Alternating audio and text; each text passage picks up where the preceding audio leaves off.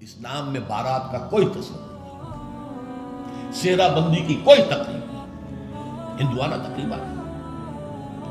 بارات کے لیے عربی میں کوئی لفظ ہی نہیں ہے۔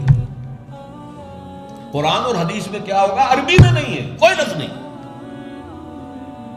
یہ خالص عجمی لفظ بارات عجمی ہے، ایرانی ہے، اس کا اسلام سے کوئی تعلق نہیں، جڑ کٹ جائے اس کی۔ یہ بھی ہندوانہ تصور ہے۔ ہوتا کیا تھا، ایک گاؤں سے جا رہے ہیں، دوسرے گاؤں سے بیٹی لے کر آنی ہے اور بیٹی کے ساتھ جہیز آنا ہے، اور راستے میں ڈاکو جو ہیں وہ لوٹ سکتے ہیں، تو یہاں سے جتھا لے کے جانا ہوگا، لہذا وہ جتھا بندی کر کے بارات جا رہی ہے۔ اب وہ جا کر جنج گھر جو بنے ہوئے ہیں وہاں پر ٹھہر رہی ہے، 2 دن 3 دن عیش کر رہے ہیں، کچھ چھرے اڑا رہے ہیں لڑکی والوں کے پیسے، پھر وہ مال غنیمت سے لدے پھندے واپس آ رہے ہیں، لہذا وہ جتھا حفاظت کرتا تھا۔ یہ سارا ہندوانہ تصور، اسلام سے کوئی تعلق نہیں۔ تو نمبر 1 نکاح مسجد میں، نمبر 2 کوئی دعوت طعام ہی نہیں، کوئی بھی نہیں، نو انٹرٹینمنٹ واٹس ایور لڑکی والوں کی طرف سے۔ اجتماع جانبین مسجد، یہیں سے ڈسپرس۔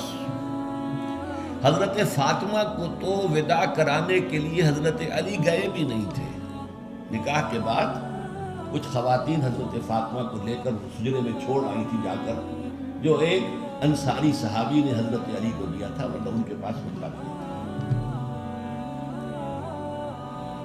3 باتیں ہو گئی، چوتھی بات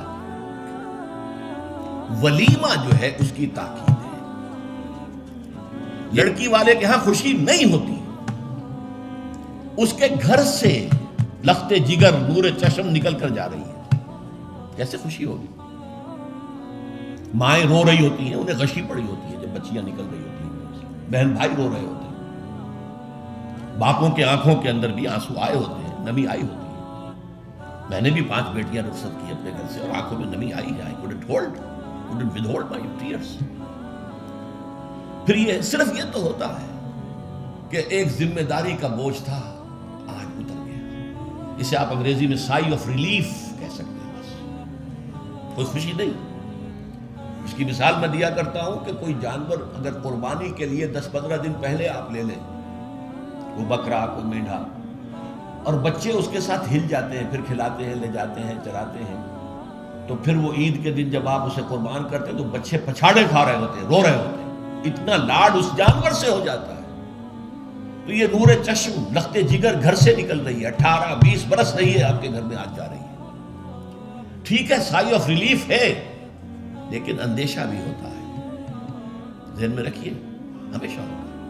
پتہ نہیں بیل منڈے چڑھے نہ چڑھے، موافقت مزاج کی ہو نہ ہو، نئے ماحول میں جانا ہے، ایڈجسٹمنٹ ہو نہ ہو، اپنی حد تک پورا اطمینان کر لیا ہے، دیکھ لیا ہے، سوچ بچار کر لیا ہے، لیکن کیا کہا جا سکتا؟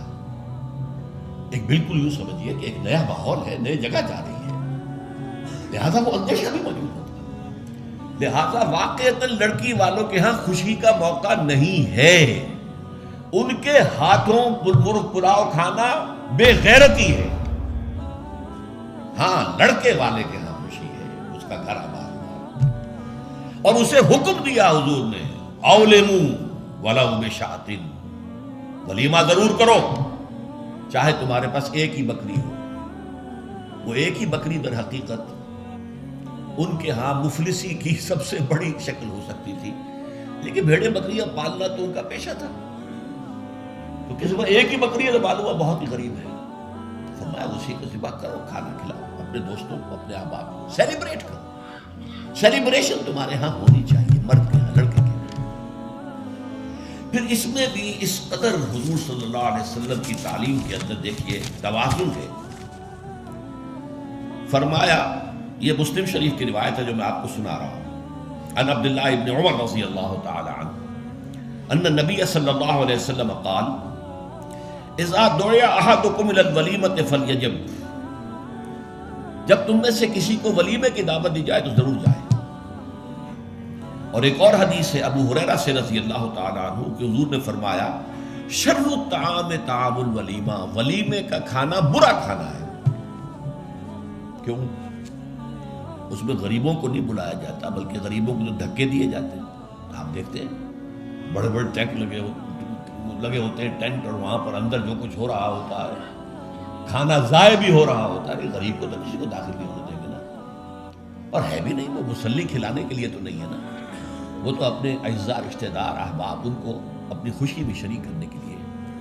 تو حضور نے فرمایا شر الطعام طعام الولیمہ، لیکن اس کے باوجود من لم یجب الدعوہ فقد عصى اللہ ورسولہ، جو شخص ولیمے کی دعوت قبول نہیں کرے گا اس نے گویا کہ اللہ اور اس کے رسول کی نافرمانی کی۔